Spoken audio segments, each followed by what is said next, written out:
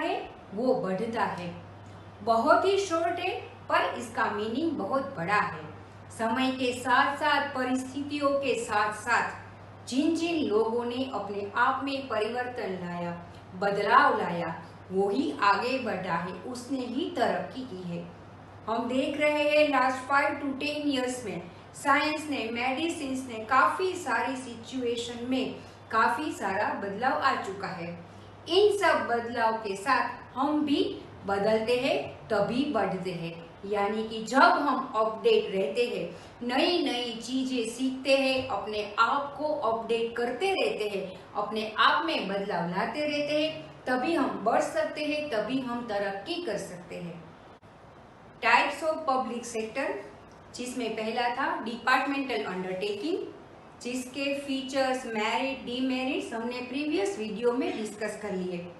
उन सब वीडियोस को आप रिवाइज जरूर कर लेना, क्योंकि वो जो समझ में आएगा तभी आपको ये स्टैट्यूटरी कॉर्पोरेशन का दूसरा टाइप अच्छी तरह से समझ में आ जाएगा।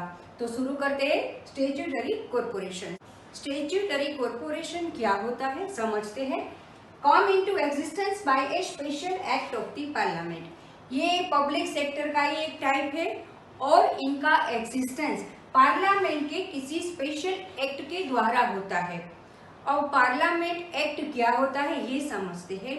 किसी भी बिल को जब लोकसभा राज्यसभा दोनों हाउसेस में प्रेजेंट किया जाता है, बिल यानी कि प्रपोजल, उसको जब प्रेजेंट किया जाता है, जहां पर अगर ये बिल पास होता है तो वो प्रेसिडेंट के पास जाता है, वहां पर उनका अप्रूवल, उनकी सिग्नेचर मिलने के बाद वो बिल एक्ट बन जाता है। तो ऐसे ही स्पेशल एक्ट से स्टैट्यूटरी कॉर्पोरेशन का एग्जिस्टेंस होता है, जहां पर powers, functions, rules and regulations defined by the act. वही जो एक्ट होता है वो इस कॉर्पोरेशन की स्थापना करता है और कॉर्पोरेशन के रिलेटेड सभी पावर्स, फंक्शंस, रूल्स, रेगुलेशन वो सब उस एक्ट के मुताबिक ही होता है। इस कॉर्पोरेशन का example LIC, ONGC, RBI, SBI and UTI life insurance company, oil and natural gas corporation, reserve bank of India, state bank of India and unit trust of India. अब इसी कंसेप्ट को अच्छी तरह के समझने के लिए हम देखते हैं इसके फीचर्स।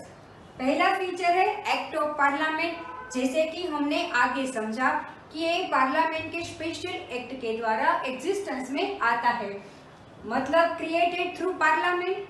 ऑब्जेक्ट्स, पावर्स, प्रिविलेज, काफी सारी ये जो मैटर्स होती है वो भी इस स्पेशल एक्ट में डिफाइन की होती है और इस कॉर्पोरेशन को इसकी गाइडलाइन के मुताबिक ही चलना होता है। यानी कि वैसे तो ये गवर्नमेंट पब्लिक सेक्टर का ही एक पार्ट है, फिर भी उसको अपने रूल्स, रेगुलेशन, ऑब्जेक्ट्स, पावर की एक गाइडलाइन दी जाती है और उसके अंडर ही उसे काम करना होता है। Second, owned by the government. Government के द्वारा एस्टेब्लिश किया जाता है, गवर्नमेंट के द्वारा ही उसका फॉर्मेशन होता है, इसीलिए उसकी मालिकी भी गवर्नमेंट की होती है और अल्टीमेट फाइनेंशियल रिस्पॉन्सिबिलिटी होती है वो भी गवर्नमेंट की होती है।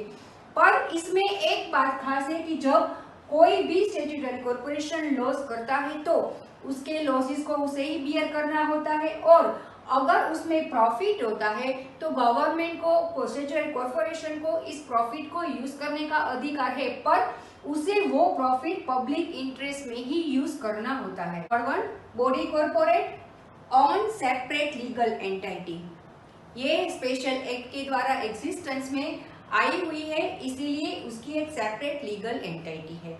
उसके किसी भी मेंबर या किसी भी हेड, उसी से उसकी एक अलग एंटिटी है, क्योंकि वो लीगली सेल और परचेज प्रॉपर्टी कर सकता है, एंटर इनटू कॉन्ट्रैक्ट, कोई भी कॉन्ट्रैक्ट में साइन कर सकता है, can sue and can be sued, क्योंकि ये आर्टिफिशियल पर्सन है इसीलिए उसके ऊपर कोई केस दाखिल भी कर सकता है और वो किसी के ऊपर भी केस दाखिल कर सकता है। यानी कि अगर हमें RBI से कोई प्रॉब्लम होती है तो हम RBI कॉर्पोरेशन के ऊपर केस दाखिल कर सकते हैं, ना ही उसके गवर्नर या उसके किसी मेंबर के ऊपर, क्योंकि वो खुद एक आर्टिफिशियल पर्सन है।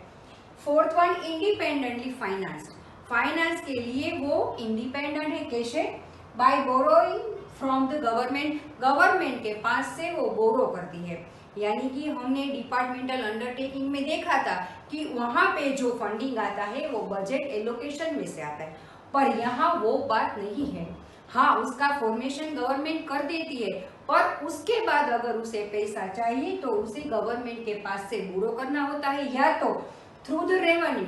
उसकी जो रेवेन्यू होती है डे टू डे, उसकी जो गुड्स या सर्विसेज का सेल होता है, उसमें से जो रेवेन्यू जनरेट होती है उसका वो यूज कर सकते हैं, यानी कि वो फाइनेंशियली इंडिपेंडेंट है।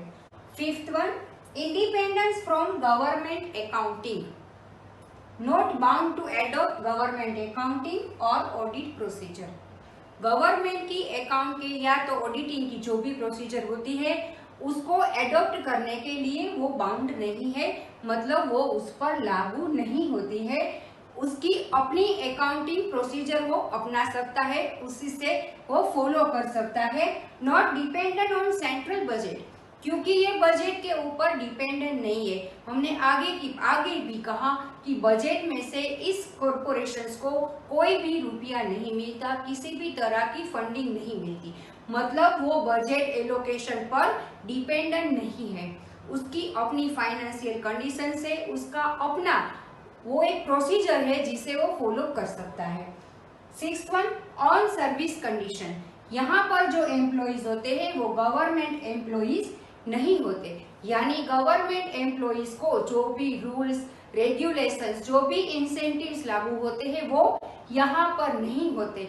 यहाँ पे जो एम्प्लॉइज होते हैं उसके ऊपर जो भी रूल्स रेगुलेशन, उसके जो प्रिविलेजेस होते हैं, उसको जो इंसेंटिव्स मिलता है, रिक्रूटमेंट सिलेक्शन के रिलेटेड जो भी रूल्स होते हैं, वो जब इसका फॉर्मेशन किया जाता है तब लेजिस्लेशन के अंडर में जो भी एक्ट में बातें शामिल होती है उसकी गाइडलाइन के मुताबिक ही उसकी अपनी ऑन सर्विस कंडीशंस होती है। तो शिव एकेडमी की इस चैनल पर पब्लिक सेक्टर का इंटरेस्टिंग टॉपिक अभी चल रहा है। स्टैट्यूटरी कॉरपोरेशन के फीचर्स आज हमने डिस्कस किए। अगले वीडियो में हम डिस्कस करेंगे स्टैट्यूटरी कॉरपोरेशन के मेरिट्स एंड लिमिटेशंस। तब तक stay tuned with Shiv academy. Thank you.